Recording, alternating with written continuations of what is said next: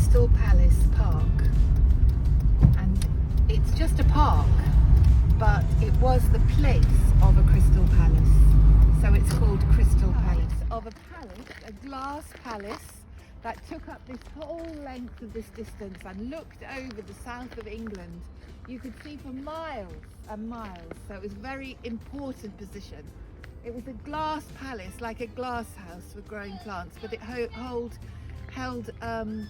important inventions and developments, machines and innovations from Victorian society, and showed off Great Britain to the rest of the world, and the empire, of course, at that time. Unfortunately, it burnt down.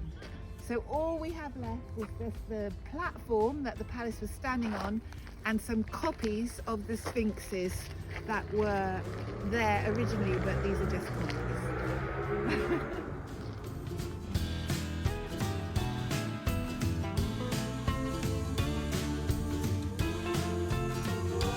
This is a lake with pedalos, but what we've come here to see is that something else that the Victorians did.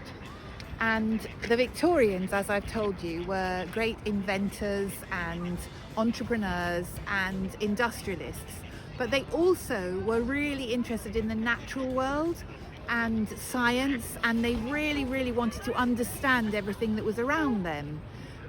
But they also thought that they knew a lot more than they did. And they were very interested in learning. But quite often, because they didn't know everything about a subject, as we don't know now, they showed people to teach them things that were not quite right. So here we're going to see something that was built by the Victorians to teach everyday Victorians about something of the natural world, which is in fact dinosaurs. So shall we walk on?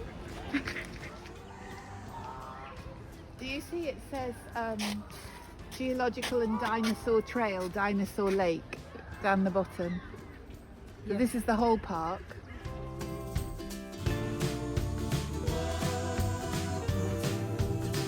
A dinosaur called the Teleosaurus. Where can we see it? There. Yeah. Mm-hmm. And this is the way that the Victorians thought that the Teleosaurus was like. And this is the way we now think that the Teleosaurus is. So you can see it's not too different, but it is a bit different. But when you look at, say, this one, this is a Megalosaurus.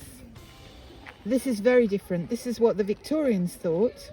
Walked on 4 legs, short tail. This is what we now think. Walked on 2 legs, probably jumped, very small 4 legs, and a long tail that has to balance it. So this is trying to explain to you that the Victorians only knew some of the information and they built the models. There it is. But that it's not what we now know.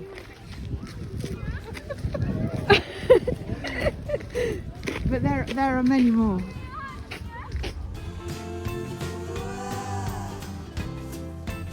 Built by the Victorians to teach people how land forms in layers and how you get different types of rock in different places, and in this case how you get a seam of coal that can be dug out.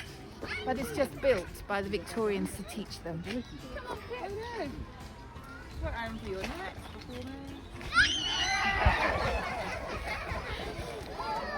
Well, if you have a look at there, you mustn't let the ball touch the ground, and it doesn't matter how many times you knock it, but you're trying to knock it over to the fence, over the net to the other side. But if it goes on the ground, say that team over there lets it fall on the ground, then this team win the point. It's called beach volleyball? Yes, the game is volleyball, but because this is played on sand, we call it beach volleyball. But it's an Olympic sport. So they do it in the Olympics.